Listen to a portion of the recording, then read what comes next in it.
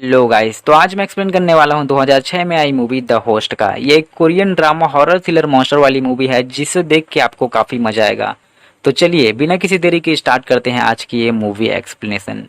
Movie के starting में हमें एक मुर्दाघर दिखाया जाता है जो कि साउथ कोरिया के किसी यूनिटरी बेस के अंदर ही होता है। वहाँ एक अमेरिकन पैथोलॉजिस्ट होता है जो कि अपने असिस्टेंट को फॉर्मल्डिहाइड नाम की दवाई वाली बोतलों को खाली करने को कह रहा था।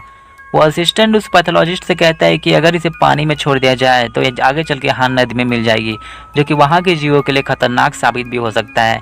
लेकिन वो पैथोलॉजिस्ट उसकी बात नहीं सुनता और उसे सारी बोतलों को खाली करने को कह देता है। फिर हमें 2 साल बाद का सीन दिखाया जाता है जहां हम कुछ मछुआरों को हान नदी में फिशिंग करते हुए देखते हैं। फिशिंग के दौरान ही उन मछुआरों को पानी में से एक अजीब सा क्रीचर मिलता है। वो उसे अपने हाथ में लेते हैं जिसे देख के उन्हें काफी अजीब लगता है। वो क्रीचर उनके हाथ से छूट के फिर से पानी में चला जाता है। अब सीन यहीं शिफ्ट होता है और हम गैंगडू नाम के एक शॉप कीपर को देखते हैं जो कि थोड़े कम दिमाग का रहता है। दिन भर सोते रहता है और छोटी छोटी गलतियां करते रहता है। गैंगडू अपने पापा हिबोंग और अपनी छोटी बेटी हियोन्सु के साथ रहा करता था। वो अपनी छोटी बेटी हियोन्सु से काफी प्यार किया करता था, जिसके लिए उसने मोबाइल लेने के लिए काफी सारे पैसे भी जमा करके रखे थे। गैंगडू की नामजू नाम की एक सिस्टर भी होती है जो कि काफी अच्छी तीरंदाज होती है, जो कि खेलने के लिए बाहर गई होती है, जिसे टीवी पे परफॉर्म करते गैंगडू और बाकी लोग देख रहे थे। अब उसी दौरान ही गैंगडू के पापा हिबोंग गैंगडू को बाहर बुला लेते हैं और अपने कुछ कस्टमर्स को ड्रिंक्स देने के लिए कहते हैं। गैंगडू ड्रिंक्स लेके अपने कस्टमर्स के पास जाता है जहाँ वो देखता है कि कुछ लोग पानी की ओर ब्रिज से लटके हुए एक जानवर को देख रहे होते हैं, जिसे गैंगडू भी देखने लगता है। थोड़ी देर बाद वो जानवर पानी के अंदर चला जाता है और उनके काफी करीब आ जाता है। अब गैंगडू और बाकी लोग मिलके उस जानवर पे कैन बियर फेंकने लगते हैं। उसके कुछ टाइम बाद ही गैंगडू की नजर उसी जानवर पे पड़ती है जो कि अब पानी से बाहर आ चुका था और लोगों पे हमला कर रहा था। और यहाँ हम उसको पहली बार देखते हैं जो कि एक काफी बड़ा मॉन्स्टर होता है। गैंगडू भी अपनी जान बचाते हुए वहां से भागने लगता है और यहाँ हम देखते हैं कि लोगों में काफी भगदड़ सी मच जाती है। वहीं गैंगडू भी अब उस मॉन्स्टर से बचते हुए एक ट्रक के नीचे जाके छुप जाता है, जहाँ से वो देखता है कि वो मॉन्स्टर एक एक करके सब लोगों को खा रहा होता है। वही एक आदमी की जान बचाने के लिए गैंगडू एक भारी सी साइन बोर्ड को उठा लेता है और उस मॉन्स्टर की पूंछ पे मार देता है, जिससे वो मॉन्स्टर काफी गुस्से से उसकी ओर देखता है। ये देख के गैंगडू डरते हुए वहां से भागने लगता है। वहीं दूसरी ओर ही हम हियोन्सु और उसके दादाजी को देखते हैं जो कि टीवी पर नामजो को देख रहे होते हैं, जो कि अपने खेल में अच्छा परफॉर्मेंस नहीं कर पाती और अपने सेमीफाइनल मैच में ही हार जाती है। नामजो की हार की वजह से हियोन्सु थोड़ी सी अपसेट होकर बाहर की ओर आ जाती है और तभी उसके पास गैंगडू आके उसका हाथ पकड़ के भागने लगता है।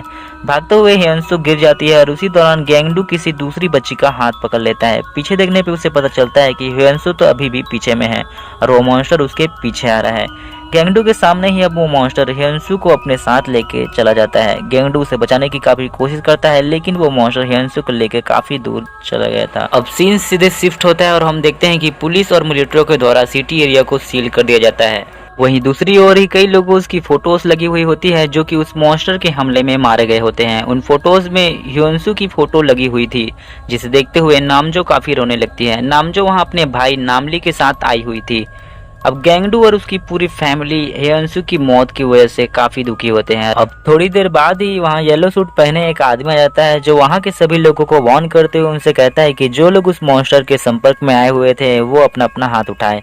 ये सुनते ही गैंगडू और वहाँ के कई लोग अपना हाथ ऊपर कर देते हैं, जिसे देखते हुए येलो सूट वाला आदमी अपने आदमी से कह के उन सभी लोगों को पकड़वा लेता है। अब आगे हम गैंगडू और उसकी पूरी फैमिली को किसी हॉस्पिटल में देखते हैं जहाँ वो सभी लोग डॉक्टर्स की कड़ी निगरानी में होते हैं। रात होते ही गैंगडू के एक नंबर से कॉल आता है और कॉल रिसीव करने पे हियोन्सु की आवाज आती है जो कि गैंगडू से कह रही होती है कि पापा मुझे जल्दी से बचा लो। गैंगडू जब उससे उसकी लोकेशन के बारे में पूछता है तो हियोन्सु कहती है कि वो किसी ब्रिज के नीचे में है। ये सुन के गैंगडू काफी खुश होता है और इस बात को नामजो और बाकी लोगों को भी बता देता है। अगली सुबह होते ही गैंगडू और बाकी लोग पुलिस वाले को उस कॉल के बारे में बताने लगते हैं और कहते हैं कि हियोन्सु ने उन्हें कॉल किया था, लेकिन पुलिस वाले उनकी बातों पर विश्वास नहीं करता और उनकी हेल्प करने से मना कर देता है। पुलिस वाले उनसे कहता है कि हियोन्सु मर चुकी थी तो वो कॉल कैसे कर सकती है। वो उनकी बातों को झूठ मानने लगता है। अब गैंगडू और उसकी पूरी फैमिली डॉक्टर्स को चकमा देके के वहां से भागने में कामयाब हो जाते हैं।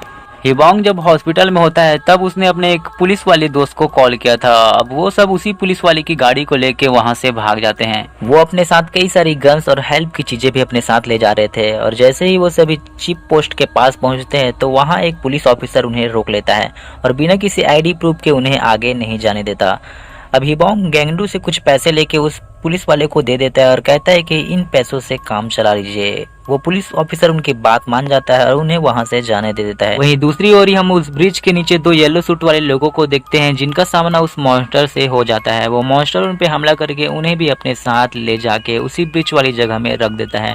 वहाँ हम कई सारे लोगों को देखते हैं जिसे उस मॉन्स्टर ने ला के रखा था ताकि भूख लगने पे वो उन सभी को एक एक करके खा सके। वहाँ हमें एक छोटा सा होल दिखाई देता है जिसके अंदर ही ह्योन्सू छुपी हुई थी और उन्हीं लोगों में से किसी का फोन यूज करके उसने अपने पापा गैंगडू को कॉल किया था। अब आगे हम दो होमलेस बच्चे को देखते हैं जो कि उसी ब्रिज से होते हुए गैंगडू की शॉप के अंदर चले जाते हैं और जितना हो सके खाने की चीजें अपने साथ ले जाने लगते हैं। खाना लेने के बाद वो जैसे ही ब्रिज की ओर से गुजरने लगते हैं कि तभी वो मॉन्स्टर उन पे भी हमला कर देता है और बड़े वाले बच्चे को मारकर वो छोटे वाले बच्चे को अपने साथ ले जाकर उसी ब्रिज वाली जगह में लाकर रख देता है। जब वो मॉन्स्टर वहां से चला जाता है तो ह्योन्सू की नजर उसी बच्चे पे पड़ती है जो कि अभी भी जिंदा होता है। दूसरी ओर ही अब गैंगडू और बाकी लोग भी अब शॉप में पहुंच जाते हैं और रात होते ही खाना खाकर वापस सो जाते हैं। सुबह होते ही गैंगडू और हिबोंग की नजर उसी मॉन्स्टर पे पड़ती है जो कि उनकी शॉप से कुछ ही दूरी में होता है। हिबोंग उस मॉन्स्टर को गोली मार देता है जिस वजह से वो मॉन्स्टर उन पे हमला कर देता है। अब वो लोग किसी तरह से शॉप से बाहर निकल आते हैं और उस मॉन्स्टर का सामना करने लगते हैं। मॉन्स्टर अपनी जान बचाते हुए ब्रिज की ओर भागने लगता है। हिबोंग और बाकी लोग लगातार उस मॉन्स्टर को शूट करने लगते हैं जिससे बीच उन्हें रियलाइज होता है कि उनकी गन्स की गोलियां खत्म हो चुकी है और वो मॉन्स्टर भी उनसे बचकर पानी में चला जाता है। हिबोंग और बाकी लोग अब पानी के किनारे जाते हैं और उस मॉन्स्टर को शूट करने की कोशिश करते हैं। हिबोंग गैंगडू और बाकी लोगों को वहां से दूर जाने को कहते हैं और खुद ही उस मॉन्स्टर का सामना करने लगते हैं। वो जैसे उस मॉन्स्टर को मारने के लिए अपने गन का ट्रिगर दबाते हैं उन्हें रियलाइज होता है कि उनकी गन में एक भी गोलियां नहीं बची थी। अब वो मॉन्स्टर मौके का फायदा उठा के हिबोंग पे अटैक करके पानी में वापस चला जाता है। गैंगडू अब अपने डैड हिबोंग को देखता है जो कि मॉन्स्टर की हमले की वजह से नहीं बच पाते और मौके पे ही उनकी मौत हो जाती है। ये देख के गैंगडू काफी रोने लगता है और तभी वहाँ पुलिस वाले पहुंच जाते हैं। पुलिस वालों को उनकी ओर आता देख के गैंगडू नामजो और नामली को वहां से भगा देता है और पुलिस वाले गैंगडू को ही पकड़ लेते हैं। अब दूसरी ओर नामली अपने एक पुराने दोस्त से मिलता है और उसे ह्योन्सू की कॉल टेस्ट करने को कहता है। नामली का दोस्त उसकी हेल्प करने के लिए मान जाता है लेकिन नामली का दोस्त उसे धोखा दे देता है। वो नामजो और बाकी लोगों की लगी हुई पोस्टर देख लेता है जिसमें उन लोगों को पकड़ने के लिए इनाम रखा हुआ था। वो अपने दोस्तों को नामली के बारे में इन्फॉर्म कर देता है। वहीं तब तक नामली को ह्योन्सू के लोकेशन का पता चल चुका था। अब जैसे ही वो लोग नामली को पकड़ने के लिए आते हैं नामली वहाँ शॉर्ट सर्किट करके वहाँ से भाग जाता है और नामजो को ह्योन्सू की लोकेशन सेंड कर देता है। वहीं दूसरी ओर हम गैंगडू को देखते हैं जिसपे डॉक्टर्स कई तरह की एक्सपेरिमेंट और उस पर फिजिकली टॉर्चर कर रहे थे लेकिन गैंगडू किसी तरह से उनसे बचते हुए वहां से भाग जाता है। दूसरी तरफ नामजो भी उस लोकेशन के पास पहुंच जाती है जहां वो मॉन्स्टर नामजो पे हमला करके उसे नीचे गिरा देता है। वहीं नीचे की ओर ही ह्योन्सू उस बच्चे के साथ मिलकर कपड़ों की मदद से एक रस्सी तैयार कर लेती है और जैसे ही उस रस्सी को उस जाले के ऊपर फेंकती है तो रस्सी काफी छोटी पड़ जाती है जिस वजह से वो बाहर नहीं जा पाते। वहीं दूसरी तरफ नामले भी वहां पहुंच जाता है जहां उसे एक होमलेस आदमी मिलता है जिसकी मदद से वो पेट्रोल बम बना लेता है और वो दोनों उस मॉन्स्टर को मारने के लिए निकल पड़ते हैं।